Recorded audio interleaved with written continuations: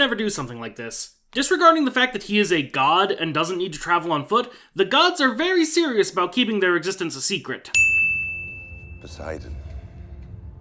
It's been many years. Many years? The Olympians have conferences every 6 months, on the summer and winter solstices. In fact, this entire exchange is supposed to be taking place at the Winter Solstice Conference. Also, this is not how Zeus and Poseidon look. Zeus wears a dark pinstriped suit and has a black and gray marbled beard, while Poseidon has black hair and wears a Hawaiian shirt, khaki shorts, and leather sandals. Thunderclouds. But no lightning. The Master Bolt isn't Zeus's only lightning bolt. It is the first and most powerful of his lightning bolts, but he has many more that he can and did use even after the theft. We are forbidden from stealing each other's powers. But our children aren't. Zeus is not supposed to know that Poseidon has a son at this point. Listen, I know we need to see Logan Lerman's pecs as much as possible, but Percy never had this much of an affinity for swimming, at least not before learning who his father is. 7 minutes. Grover was a scrawny kid with long curly hair, not this well-built teen with this close-cropped hair. Also, Percy and Grover are supposed to be 12 years old, or at least in Grover's case, look like 12-year-olds, not late teenagers. I'm actually going to take a sin off for Grover's crutches. Yes, he never used them in the book, but he does claim to have a muscular disease in his legs, and this is a good way to convey that idea visually for a movie. I'm Miss Dodds, your substitute English teacher. Mrs. Dodds was a math teacher, not English. Also, she's supposed to wear a leather jacket, which becomes her wings in Fury form. Well, Another sin off for this visualization of Percy's dyslexia. Granted, I've heard some debate on how accurate this is, but I think it at least gets the point across. You can even see some letters morph into Greek characters, foreshadowing the reveal later on.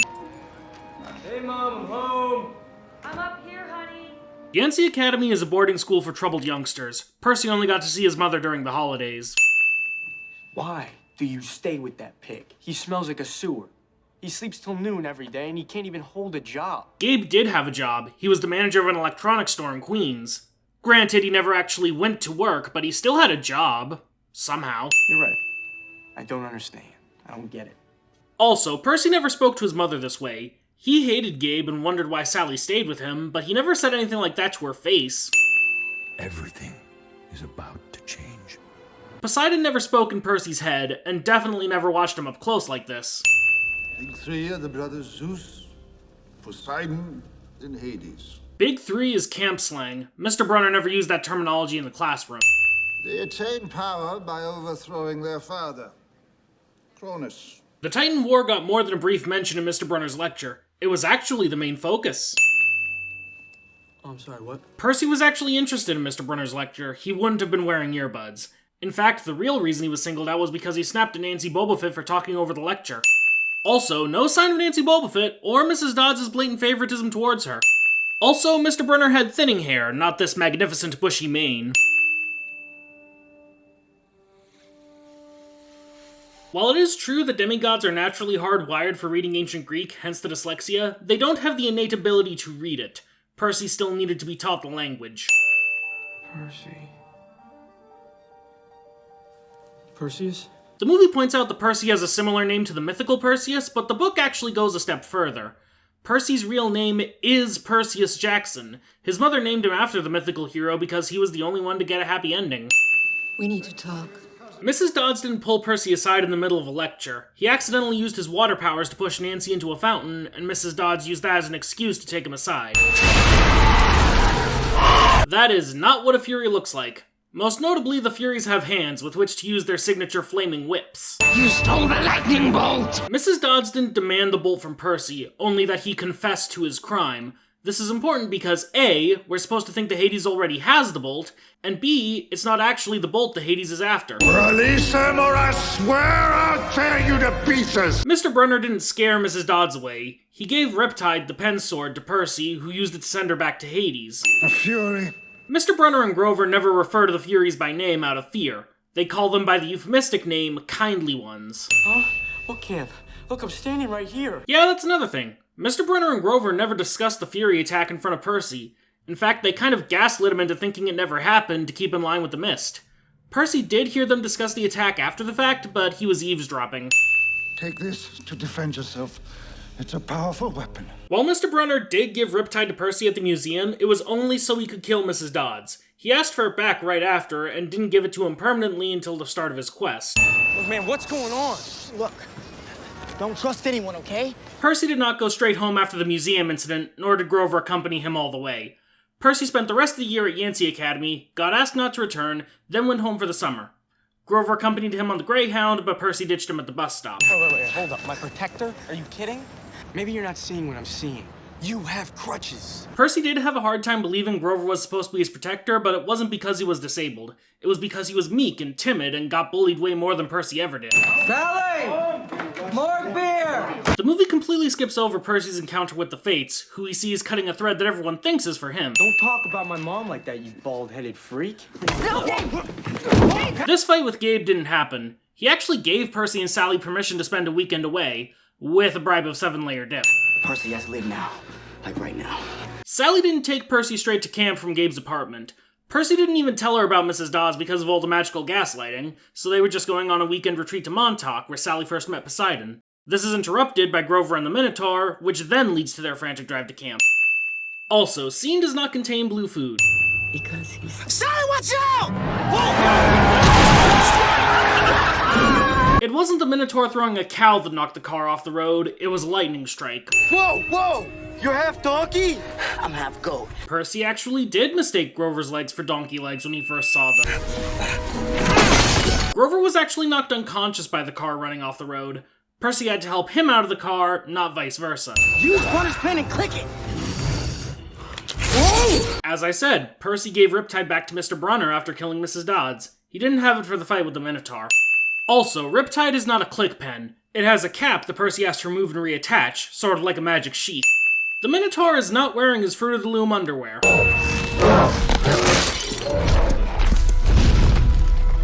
The Minotaur's horn did not break off in a tree. Percy actually broke it off with his bare hands. Percy, okay? How am I feeling? Percy!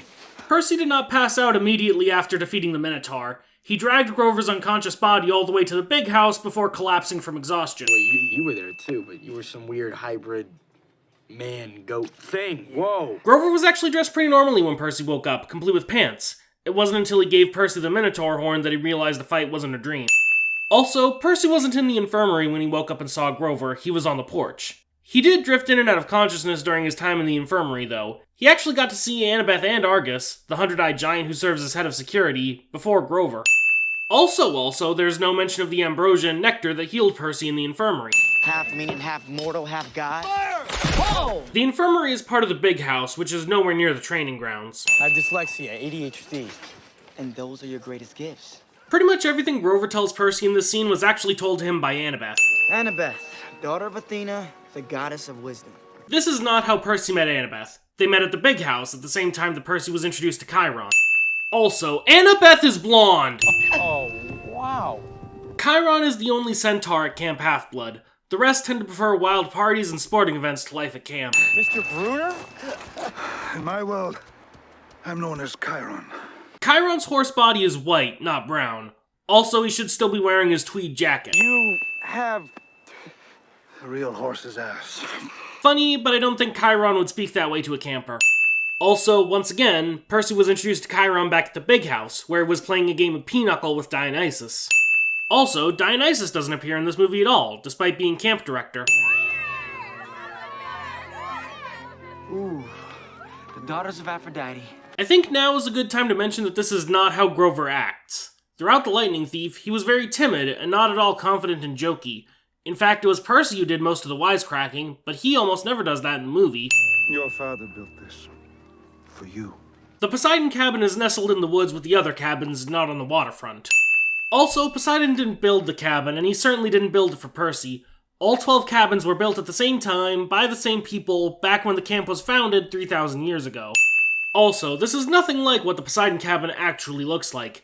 It's a fully enclosed space, made of grey stone studded with seashells. It was also empty but for the beds until Percy moved in. My father's Poseidon.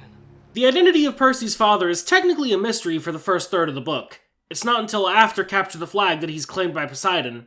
Prior to that, he's put in the Hermes cabin as an undetermined demigod. It's exceedingly rare for a child to be born to one of the big three. That's an understatement if I've ever heard one. At this point in time, the big three were actually sworn to never have mortal children again, something that goes completely unmentioned. That's why your mother married your stepfather. His pungent odor masked the smell of your blood. It was actually Grover who told Percy this, and he didn't explain it until after their quest was underway. Everyone thinks you're the lightning thief. Once again, this is too early. Chiron doesn't tell Percy about the theft until after he's been claimed, meaning after Capture the Flag. What can we do? I want to take you to Olympus. Convince Zeus of your innocence. That was not Chiron's plan.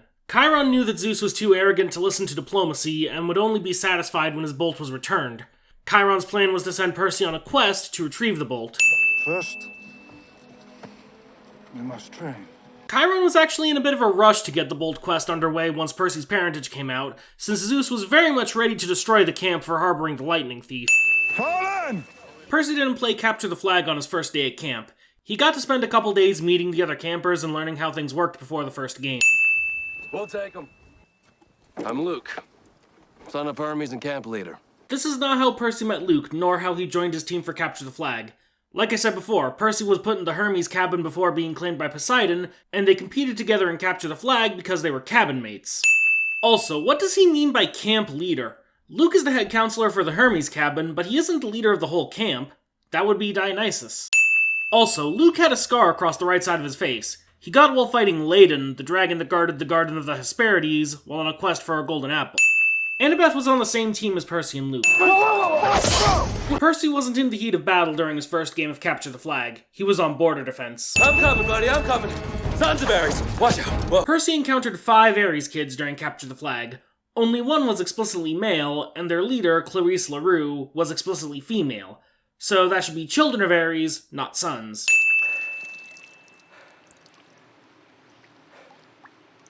The flag wasn't by the creek. In fact, the creek was the border dividing the team's territory. Once again, Percy was on border defense. The only reason he got ambushed here was because the Ares kids had a grudge against him for drenching them with toilet water. Did you really think it would be that easy? It was Clarice who ambushed Percy at the creek with 4 other Ares kids, not Annabeth. Again, Annabeth and Percy were on the same team. Also, I think now is a good time to mention that Annabeth is supposed to have a magical Yankees cap that makes her invisible, which does not appear in this movie. This was actually kind of important, not just because it helped her on the quest, but because it makes her a suspect in the theft. You gotta be kidding. This is the best part. There was no crowd of onlookers when Percy fought Clarice. They were all busy fighting over the flag, which again was somewhere else. Stand up and fight. Hero. Come on, movie, would it have killed you to have her call him Seaweed Brain? Again, Poseidon didn't talk in Percy's head. Percy was knocked into the water by one of the Ares kids by pure happenstance. The fact that the water enhanced him is what revealed him as a son of Poseidon.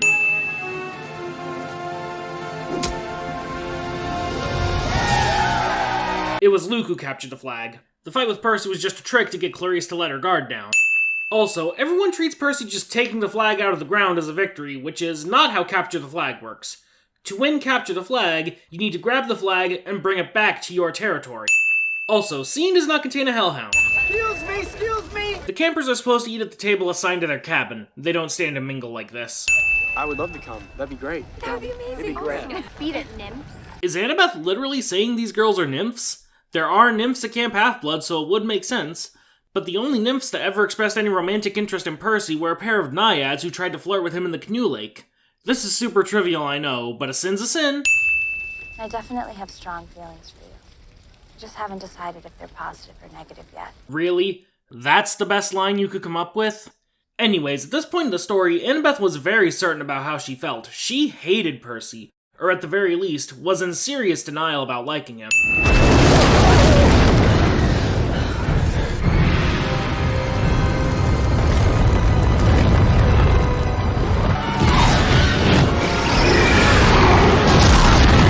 Hades! 5 sins for turning Hades into Satan. Percy Jackson, bring me the bolt. Okay, I'm gonna stop you right there. At this point, everyone involved thinks Hades is the one who stole the bolt. The reason Percy went on a quest to the Underworld in the first place was to retrieve the bolt from Hades. The entire plot hinges on the belief that Hades has the bolt, and before it's even started, we know Hades doesn't have it. Hand it to me, and I will exchange it for your mother. Hades did offer Percy's mother in exchange for a stolen symbol of power, but it wasn't the Master Bolt. It was Hades' Helm of Darkness, which was stolen at the same time.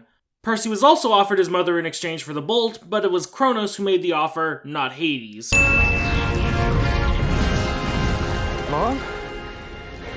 Percy. Sally was frozen in time in the Underworld. She wasn't walking and talking. This is her only chance. No. Stick to our plan. Like I said before, Percy going to the Underworld was Chiron's plan because he thought Hades had the Master Bolt. Percy did not have to sneak away from camp. This time. I totally understand not being in the mood after all that, but there's supposed to be a sing-along with the Apollo cabin after dinner. No, I'm going alone. No, I'm coming with you. No. Percy actually wanted Grover with him on the quest. He was hesitant to ask since Grover was visibly uncomfortable with the idea, but once it was clear he did want to come, Percy was glad to have his best friend along. I've grown up here. I've only been in the outside world a couple of times. And I've never had the chance to go on an actual quest. Besides, you've won one battle, and I've won hundreds. You're gonna need my experience. This is pretty much the exact motivation that led Annabeth to volunteer for Percy's quest in the book. I'm impressed. So, who knows how to get to the Underworld? It's in Los Angeles. Chiron told you this from the beginning. Get away from all that Renaissance fair stuff out there, you know? You know, that's a good point. This movie really plays up the ancient aesthetic to Camp Half-Blood far beyond how it was portrayed in the book. It kind of loses sight of the fact that it's, well, a summer camp. Although, while that is a pretty sick setup, Luke didn't have anything like this. In fact, I'm pretty sure this would have been a very bad idea, since just using a cell phone can attract monsters to a demigod. Your dad is the messenger of the gods. One of the only ones who's gotten in and out of the Underworld. Annabeth had an obvious crush on Luke at this point in time, but we see no sign of that here. My dad's a jerk. I've never met him. Yes, you have. Before you got to camp, even. This is a major plot point later in the series. That's because all gods are the same. Selfish. Luke wasn't exactly shy about criticizing the gods, but he wasn't this openly bitter about them until his heel turn. But I once broke into my dad's house. Got some cool stuff. Hermes gave the winged shoes to Luke as a gift for his quest. He didn't steal them. This is a map to Persephone's pearls. Yeah, he forced her to marry him. Keeps her prisoner. Needless to say, she hates it there. So she has, secret visitors. She keeps pearls hidden for them all over the world. And these pearls, they provide a quick escape from the underworld. Right now, there's 3 pearls in the United States. There is so much wrong with this. Number 1, Persephone doesn't have secret visitors in the underworld, and certainly not secret visitors. Number 2, the pearls Percy used to get out of the underworld did not belong to Persephone. They came from Poseidon. Number 3, Percy didn't need to hunt down each pearl one by one along the way. They were delivered to him all at once by a Nereid in Santa Monica. My favorite shield. You might want to take a step back. Luke didn't give Percy a collapsible shield. That was Tyson at the end of Sea of Monsters. And Tyson's shield didn't just collapse into a wedge, it collapsed into a freaking wristwatch. Also, this is the last scene at camp until the very end of the movie, and I haven't seen one character wearing the trademark orange Camp Half-Blood shirt. Grover is wearing an orange shirt in this scene, but it is distinctly not a camp shirt. Percy spoke with the Oracle of Delphi before going on his quest. She foretold that Percy would succeed in his quest, but be betrayed by a friend and fail to save what matters most. The gang didn't just take a bus to New Jersey. They took a bus to Los Angeles, but they were derailed in New Jersey after an attack from the Furies. This place definitely needs an extreme makeover. The gang weren't looking for anything at Auntie M's besides food and shelter after the bus attack. As far as they knew, it was an ordinary statue store. Hello? Hello? Auntie M's Garden Gnome Emporium was not deserted. Auntie M was actually there to greet them when they arrived. It's honestly kind of creepy how close she was able to get to them before they realized who she was. Gold drachmas. They did actually find gold drachmas at Auntie M's, but they swiped them from the cash register after killing Medusa, not from a fountain. Okay, let's split up. Check everything. Good idea. Yeah. The gang stuck together the entire time they were at Auntie M's. Like I said, they were just there for food and shelter, both of which Auntie M provided happily. She's coming! What? Annabeth never met this woman. If she even existed, she was already a statue by the time they arrived. It's not my Uncle Ferdinand, because my Uncle Ferdinand was killed by Medusa. Grover did find his Uncle Ferdinand among Medusa's statues, but he didn't realize it until after learning that Auntie M was Medusa. Prior to that point, Uncle Ferdinand's fate was unknown since, well, how would anyone have known he was killed by Medusa? No disrespect to Uma Thurman, but she looks nothing like Medusa. Medusa disguised herself as an elderly Middle Eastern woman in a burqa, which is actually a clever way for Medusa to hide in the modern world. We get so lonely here. That's why I create my statues. Auntie M did say this, but it came off a lot more genuine and less ominous than it does here. She also mentioned her Gorgon sisters, who she claims died in the past. Who turned me? Don't look into this! Medusa's monstrous appearance was more than just snakes for hair. She's supposed to be obscenely ugly all over, to the point where Percy can't believe what he sees in the mirror is real.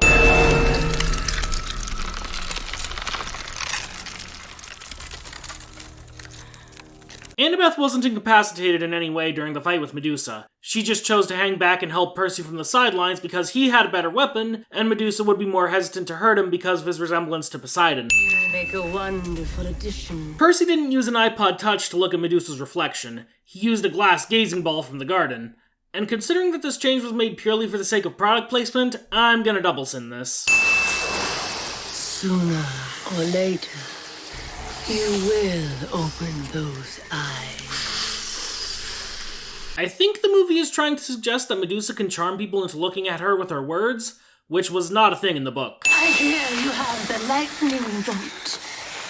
May I see? Medusa had no interest in the bolt. She just wanted Annabeth and Percy dead because of their connections to Athena and Poseidon. Let me see your eyes. I hear they're bluer than the Circassian sea. Percy's eyes are green, not blue. Yes, they're still the color of the sea, but they're not blue.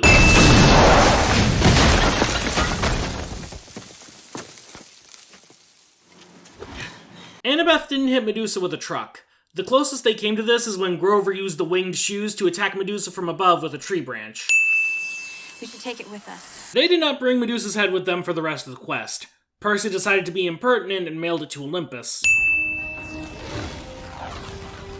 Parthenon in Nashville. They did not go to the Nashville Parthenon, they went to the Gateway Arch in St. Louis. They were also not seeking any item of interest at the Gateway Arch. They just happened to be stopping in St. Louis, and Annabeth wanted to see the arch because she loved architecture. Also, Annabeth's love for architecture never comes up in this movie. Neither does her rocky relationship with her father and stepmother, which led to her running away from home. Let's stop for the minute. None of this happened in the book. They took an Amtrak from New Jersey to Denver with a layover in St. Louis. They slept on the train. Check this out.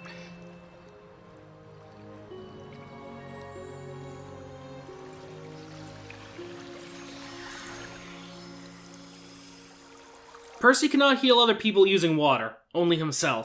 Why do our parents hate each other? They both wanted to be patron god of Athens, and the people chose Athena.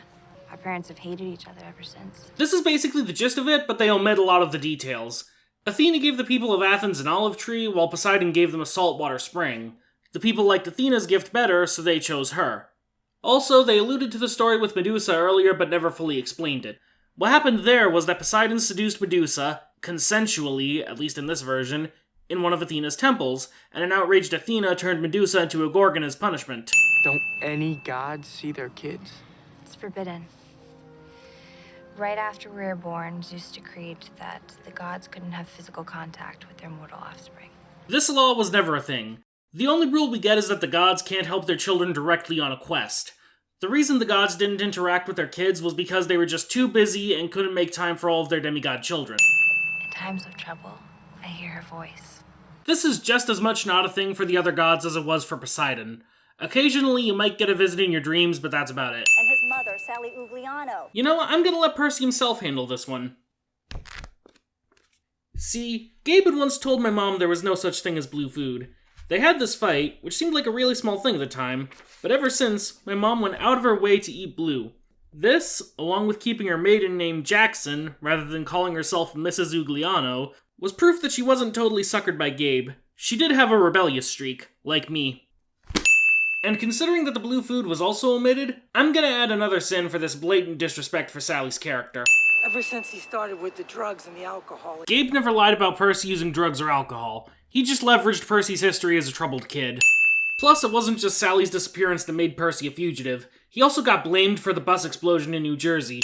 Grover did actually eat soda cans in the book. Seriously, this movie loves to tantalize me with little nods to the book while shitting all over it at the same time.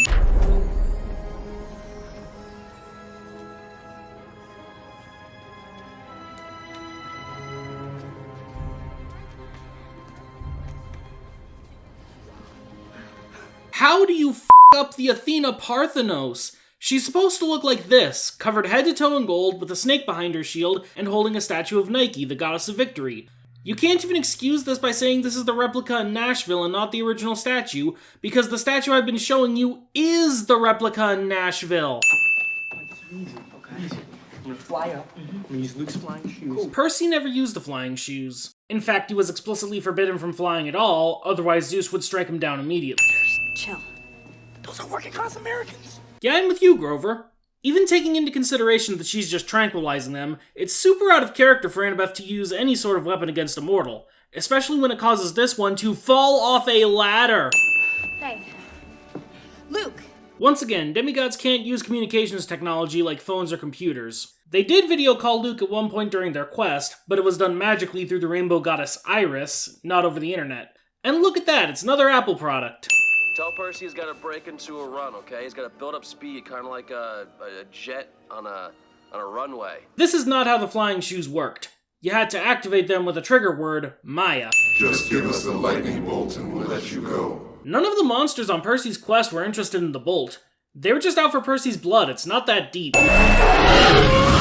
Hydra! Percy did not encounter the Hydra on his quest to the Underworld. He fought the Chimera. He does encounter it in Sea of Monsters though, so I will throw in some extra sins based on its appearance there. Starting with, scene does not contain powdered donuts. I swear that's relevant. On a more serious note, the fight with the Hydra occurred in a swamp, not at the Parthenon, because the Hydra is a swamp dweller, not a Parthenon dweller. Also, if this is supposed to be replacing the fight with the Chimera, Percy shouldn't have Annabeth and Grover with him. They were separated because the tram car down from the top of the gateway arch didn't have enough room. The Hydra did not have legs or head fins. It was basically just a giant snake with multiple heads. Also, the Hydra was not that big.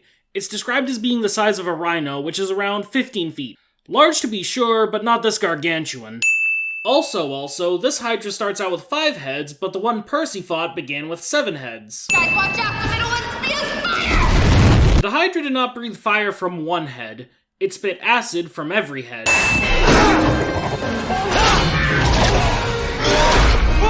Percy, stop! Percy only cut off one Hydra head, and that was out of pure reflex. He actually knew about the head regrowing ability going in. Annabeth never used a bow and arrow. And before you ask, no, this movie did not come out in 2012, it came out in 2010.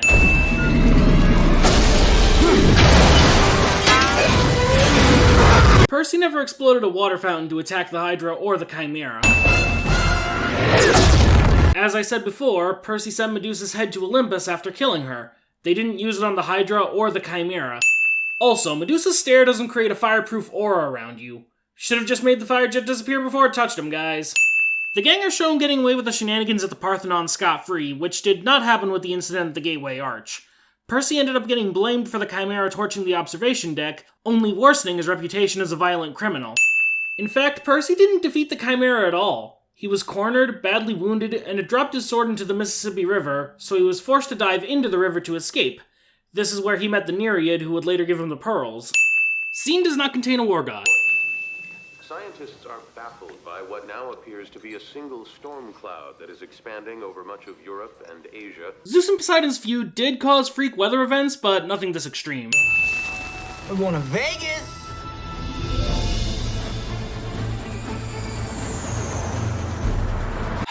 Again, they didn't drive to Las Vegas. Ares offered them passage to Los Angeles in exchange for getting his shield back from a booby-trapped tunnel of love.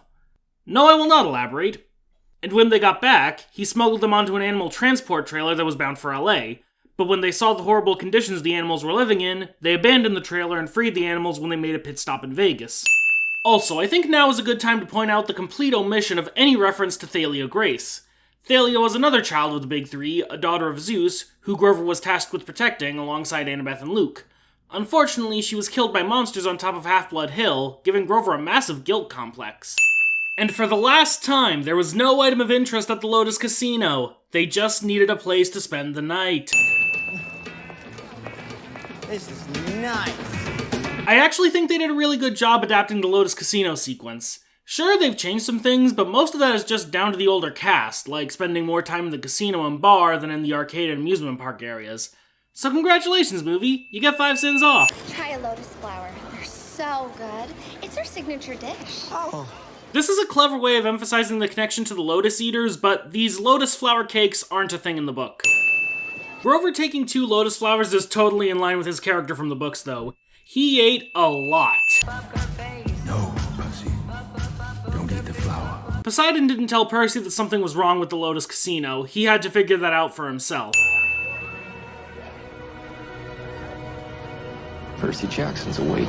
The Lotus Eaters didn't actively prevent anyone from leaving the hotel. They would try to bribe you into staying longer, but that's about it. Listen, Hollywood. All right. I can get us there in 4 hours. Once again, they didn't drive themselves from Vegas to California. They took a taxi, paying for it using the infinite money card from the Lotus Hotel. Also, they didn't go straight to Los Angeles. They stopped at Santa Monica to pick up the pearls from the Nereid Percy met in St. Louis. Also, when they did arrive in LA, they didn't go straight to Hades. They got lost and ended up in a waterbed shop run by Procrustes, the Stretcher. There was no ominous message by the entrance to Hades, unless you count no soliciting, no loitering, no living as an ominous message.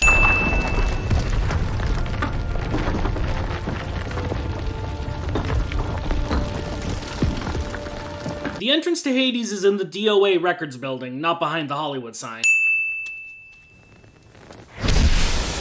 Again, funny but not accurate.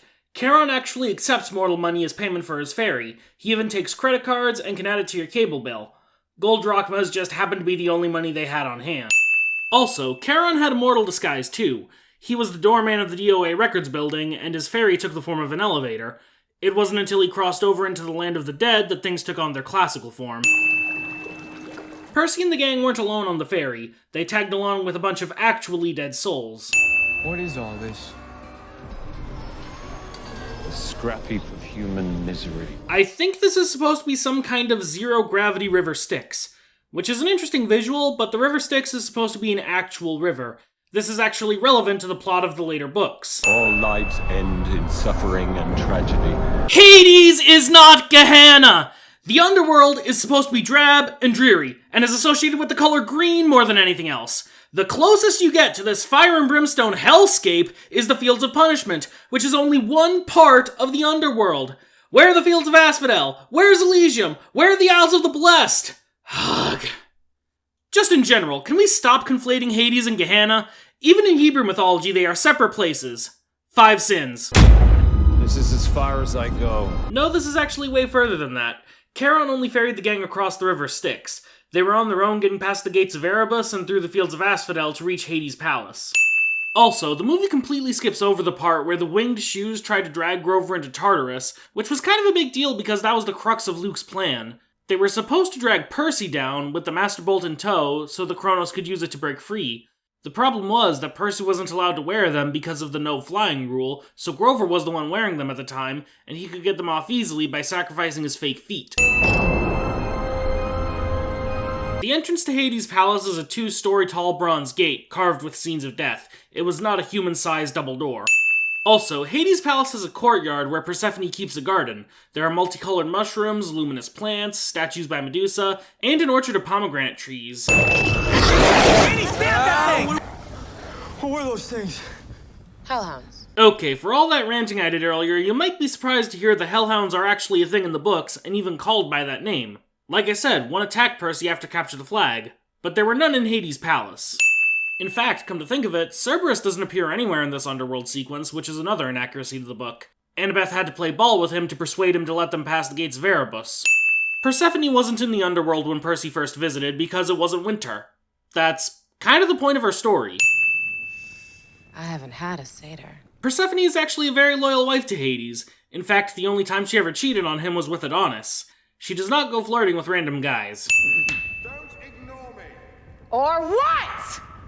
What will you do? This is not at all what the relationship between Hades and Persephone is like. Persephone is calm and patient with her husband's rages, and Hades is genuinely affectionate towards his wife. They actually have one of the more functional marriages among the gods. Nephew. Welcome. This is the second form Hades is taken in this movie, and this one is somehow less accurate. Hades was the first god Percy met that actually felt like a god to him. He's 10 feet tall, wears black silk robes and a golden crown, sits on a throne of bones, and has a sort of dark charisma to him. He's not some wannabe rock star. I can see the look of disgust in your eyes, but this existence was not of my choosing. I was banished here by Zeus and your father. I'm damned. My only chance of getting out of this place is to defeat my brothers and take control of Olympus. But of course, I'll need the bolt. Hades is certainly bitter about being stuck ruling the Underworld, but at no point does he plot to usurp Olympus outright. He only wanted the Master Bolt as a bargaining chip, and had no interest in using it against his brothers. Now give me the bolt, or say goodbye to your mother!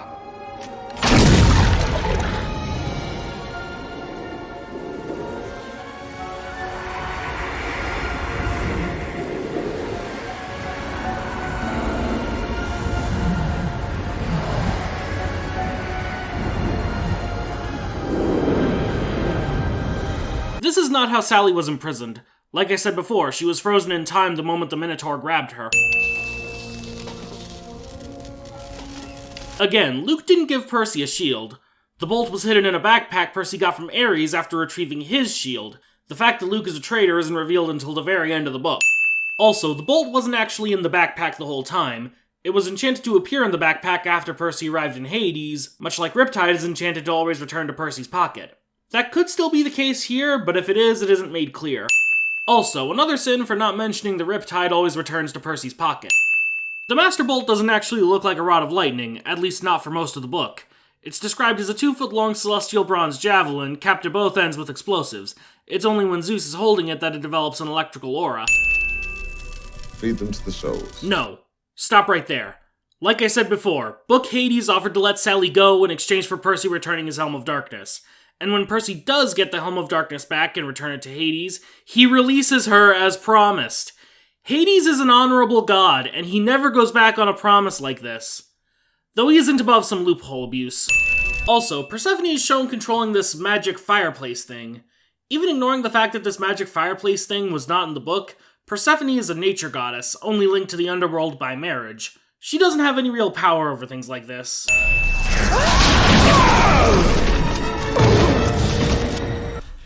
Why'd you do that?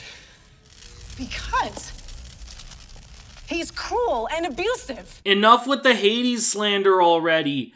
Again, these two genuinely love each other and would never hurt each other like this. I'm staying because I'm the protector. Grover did volunteer to stay behind for this reason, but he didn't actually do it. When Percy realized he only had 3 pearls, he decided he needed the whole trio for the final fight, and chose to leave his mother behind for the greater good. Each of you step on the pearl and concentrate on where you want to go. That's not how the pearls worked. They only took them back to Santa Monica Bay. They had to fly back to New York after the final fight, in spite of the danger.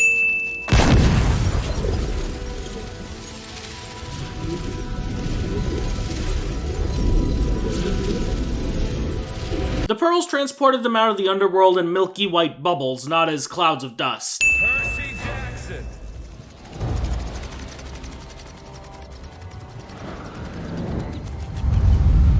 The final fight was with Ares, not Luke. Again, they're not supposed to know Luke is a traitor at this point. You hid the bolt in my shield. Why? Well, when you said you were going to the Underworld, it hit me. That is the perfect opportunity to get the bolt to Hades. Luke didn't want Hades to get the bolt. Like I said earlier, he was trying to deliver the bolt to Kronos. Ares claimed that delivering it to Hades was the plan, but it was a lie Percy saw through immediately because he could have just used the bolt to attack Olympus himself. While Annabeth was upset at Luke for turning on them, it's actually kind of a big plot point that she has a hard time fighting him because of their history together. We can see clearly here that Luke's sword is a uniform gray color, But by the time Luke had revealed himself to be a traitor, he had already started using his new sword, Backbiter, a sword with one edge made of steel and the other made of celestial bronze, so he can use it against mortals as well as gods and monsters. Come to think of it, the movie never mentions celestial bronze at all. It's a magical metal gods and demigods make their weapons out of that can only hurt gods and monsters, but not mortals. Much like how mortal weapons can only hurt mortals, not gods and monsters. Demigods are vulnerable to both. Fun fact, Zeus's Master Bolt is said to be powerful enough to make hydrogen bombs look like firecrackers. And considering that the first hydrogen bomb was powerful enough to level half of Manhattan, I'm pretty sure there shouldn't be an eastern seaboard left.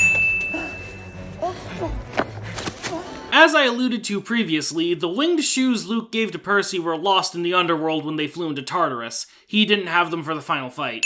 Also, Annabeth and Grover each gave Percy a good luck charm before his duel with Ares. Annabeth gave him her camp necklace, while Grover gave him a flattened tin can. Why is Luke randomly trying to strike a helicopter out of the sky? Luke isn't exactly above hurting mortals to achieve his goals, but how does this help him achieve his goals? Yeah. I think I am the son of Poseidon. This is not how Percy defeated Ares or Luke. In fact, he didn't really defeat either of them. Ares was called away from the fight by Kronos, and Luke... well, Luke won the closest thing they had to a fight in the Lightning Thief. He summoned a pit scorpion to kill Percy before running away, and the scorpion did manage to sting him. Percy would have died if a dryad hadn't brought him to the infirmary.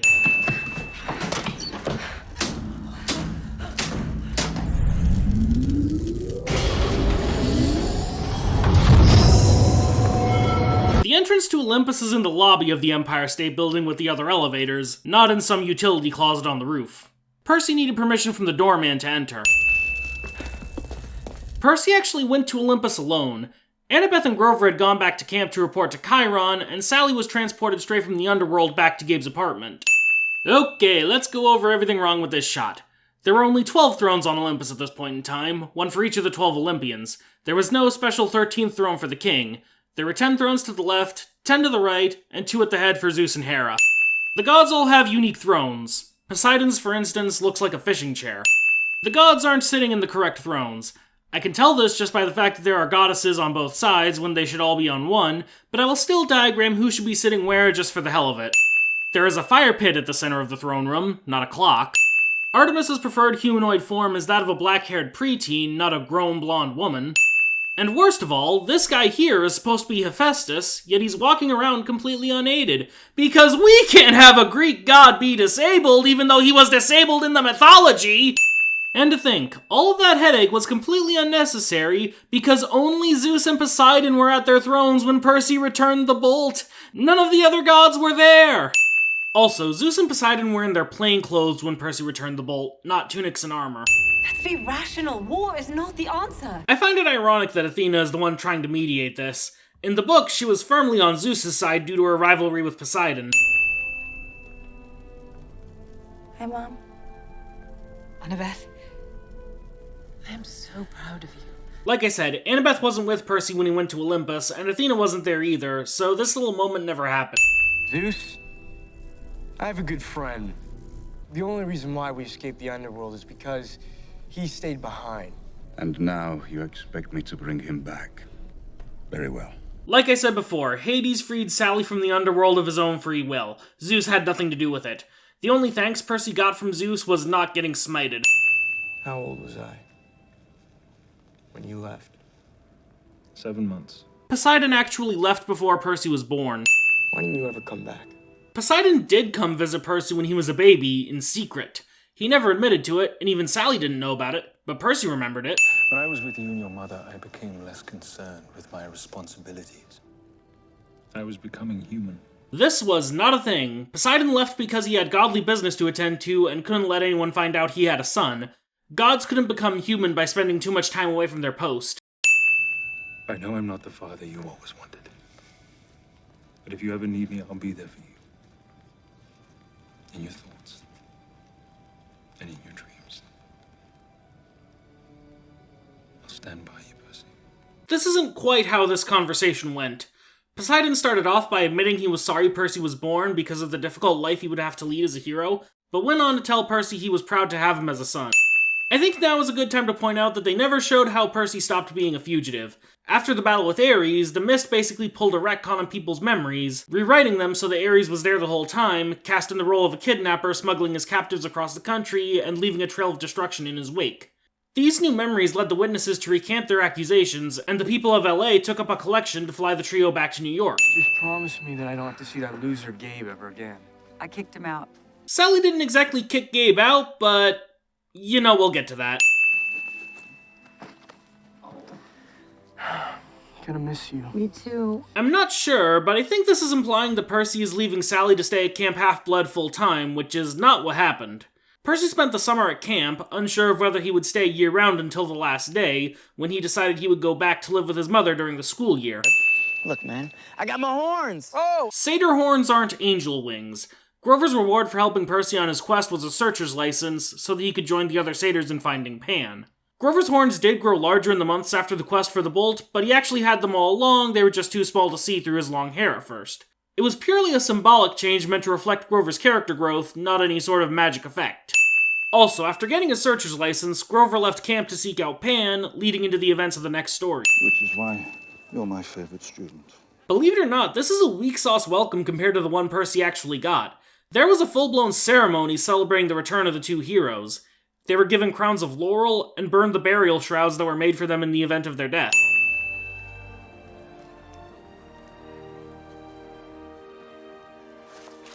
Whoa, wait. First rule of battle strategy. Don't ever let your opponent distract you. Percy and Annabeth weren't at this level of flirting in The Lightning Thief. That little brat. Why may not live here anymore? If he's still the king of this castle.